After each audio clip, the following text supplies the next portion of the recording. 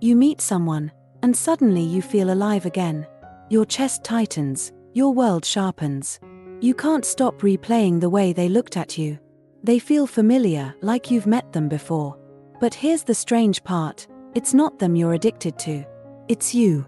The version of you that wakes up when they appear. Until you make the unconscious conscious, it will direct your life and you will call it fate. CarlJung wrote that decades ago, but it still explains every love that feels like destiny. We call it chemistry. He called it projection. And he believed it's the hidden doorway to real self-love. Everything you admire, envy, or can't stand in another person already exists somewhere inside you.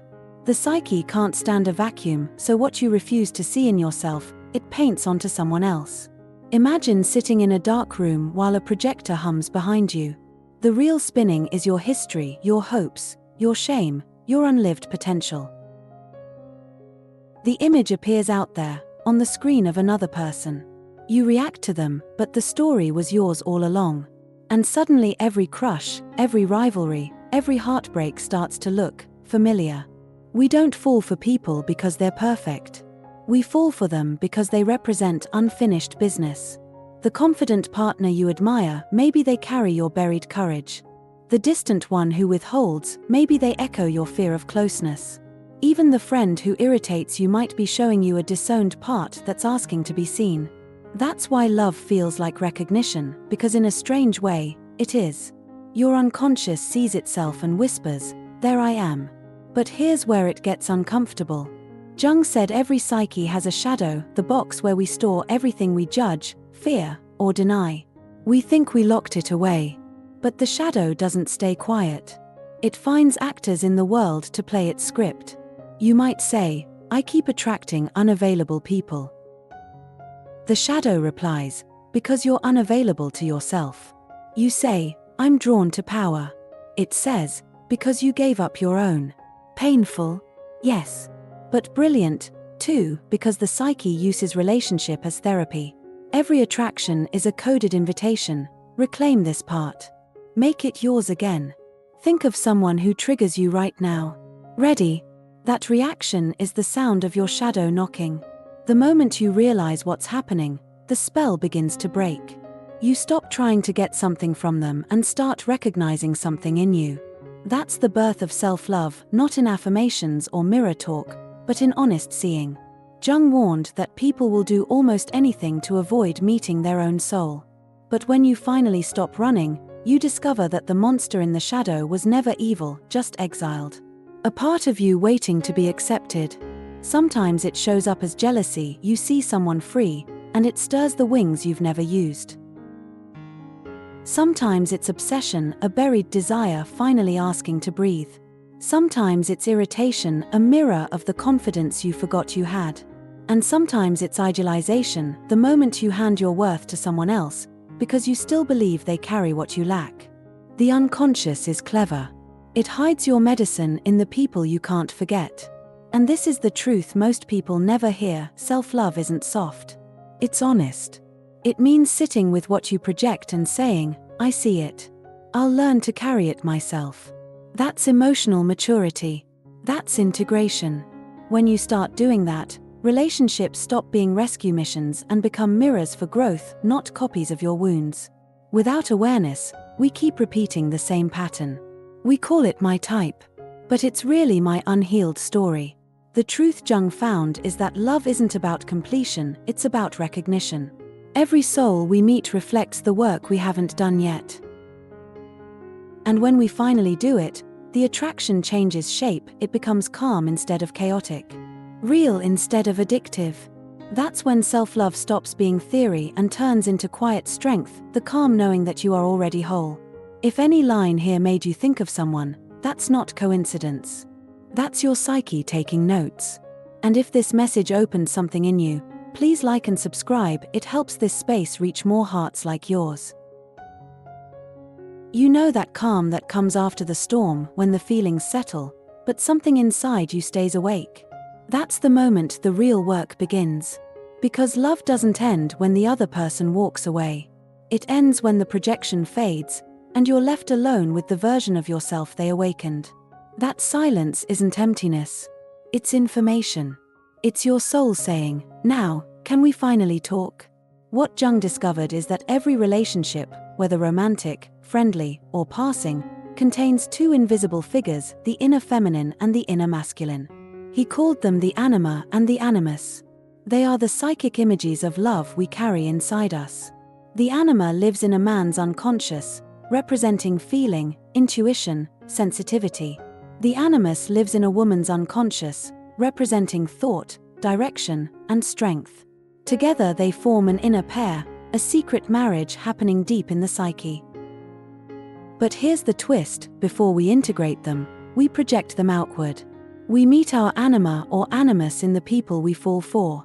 That's why you can feel chemistry with someone you barely know. You're not seeing them clearly, you're seeing the outline of your own inner opposite. You're meeting the missing energy that balances you. The tenderness you never allowed, the courage you never claimed. And the psyche is clever, it chooses people who perfectly expose the work you still need to do. Think about it. Why are we drawn to opposites? Because opposites complete a circuit. The rational is drawn to the emotional. The calm finds the passionate. The giver meets the taker. Each encounter forces something hidden to move. Jung believed that falling in love is the unconscious saying, "Here is the next step in your evolution." But we often mistake that evolution for possession. We think, if I can just have this person, I'll feel whole. And so we chase them instead of the lesson they bring. That's why so many great loves collapse under their own weight. The energy wasn't meant to stay forever, it was meant to wake something up. When the lesson is learned, the chemistry changes. When the projection withdraws, the spell dissolves. That's when love becomes real, not a trance, but a choice. Maybe you've felt it. That strange sadness when the infatuation fades, and you start seeing the other person as they really are. It can feel like loss, but it's actually the moment the unconscious hands you the mirror and says, "Look, this is the part of you that was never missing." Integration begins there. It's quiet, humbling, and deeply human. Jung wrote that the goal of life is not perfection, but wholeness.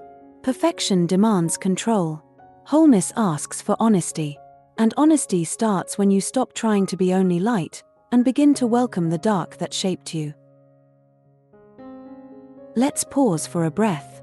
If these reflections help you see your own patterns a little clearer, tap like and subscribe.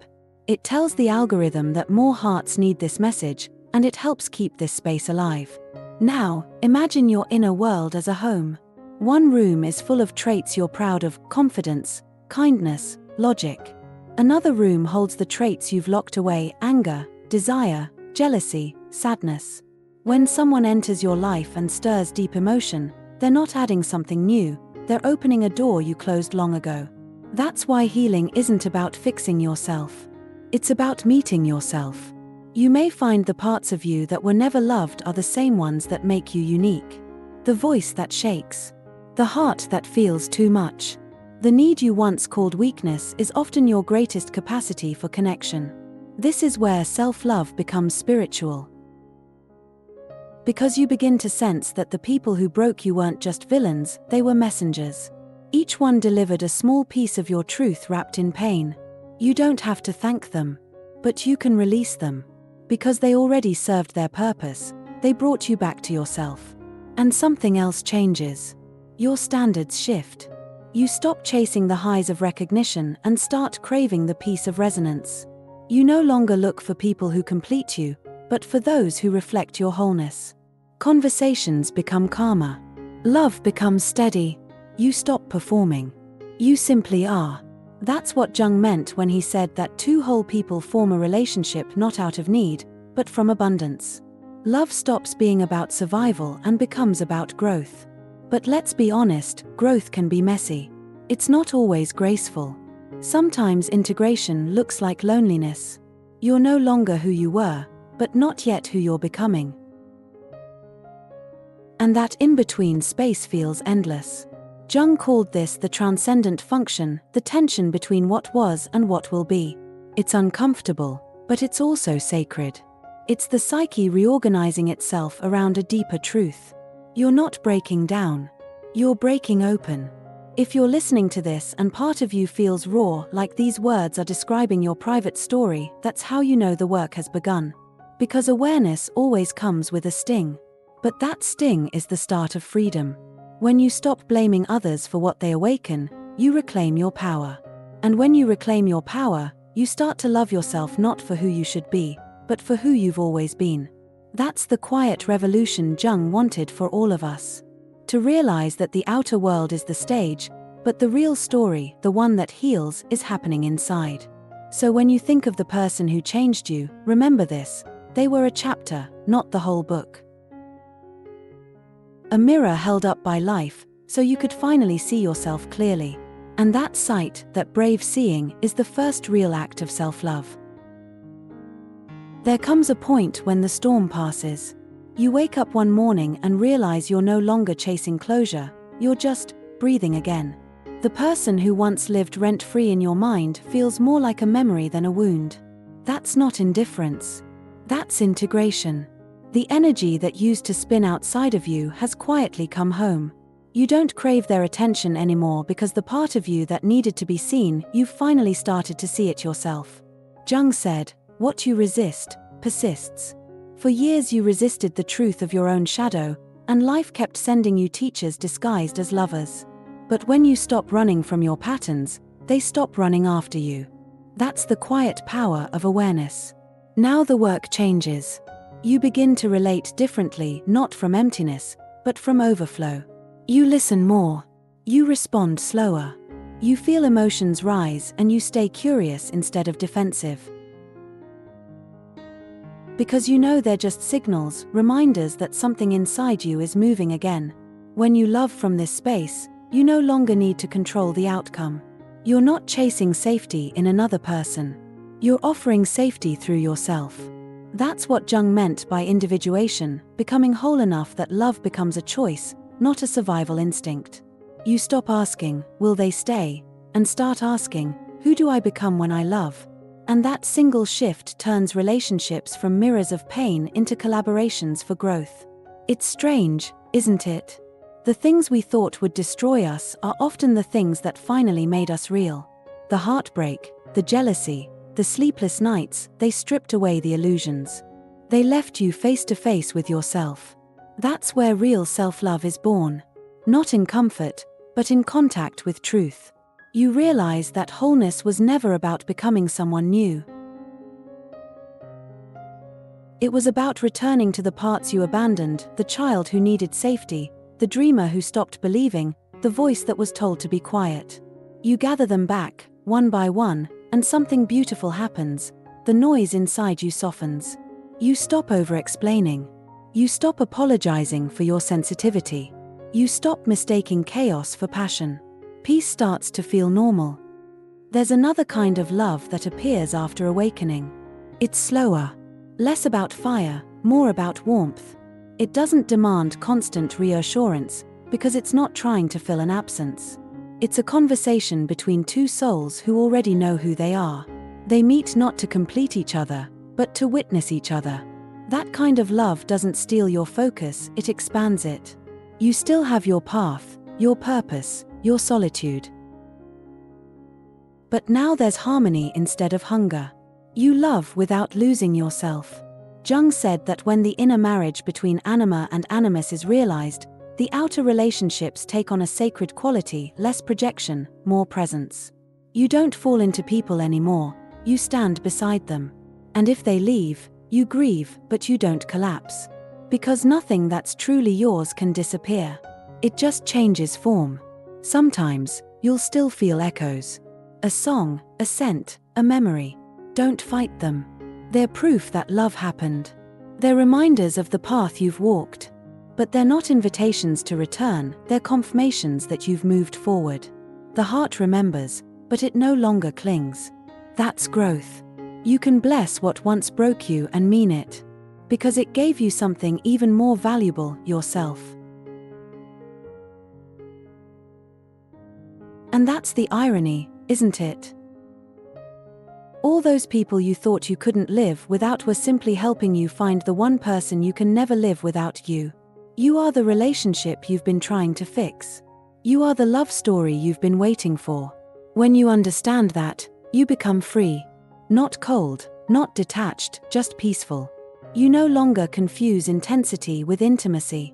You choose calm connection over emotional chaos. You let go without hatred. You forgive without forgetting the lesson. You start to see everyone who ever entered your life as part of the same grand dialogue between your soul and the universe. Each encounter, each heartbreak, each rediscovery was love, teaching you how to return home. So now when you meet someone new, you look at them differently. You no longer ask, will they complete me? But what can we create together, now that I already feel whole? That's the maturity of the heart. That's the self-love Jung pointed to, not the loud kind, but the quiet confidence that comes when you stop running from who you are. You realize that love was never supposed to save you. It was supposed to reveal you. And it did. If these words resonated with you, please like and subscribe. It helps this message reach more hearts who might need to hear that healing is not the end, it's the beginning. Thank you for listening. Take care of your heart, and may love always guide your path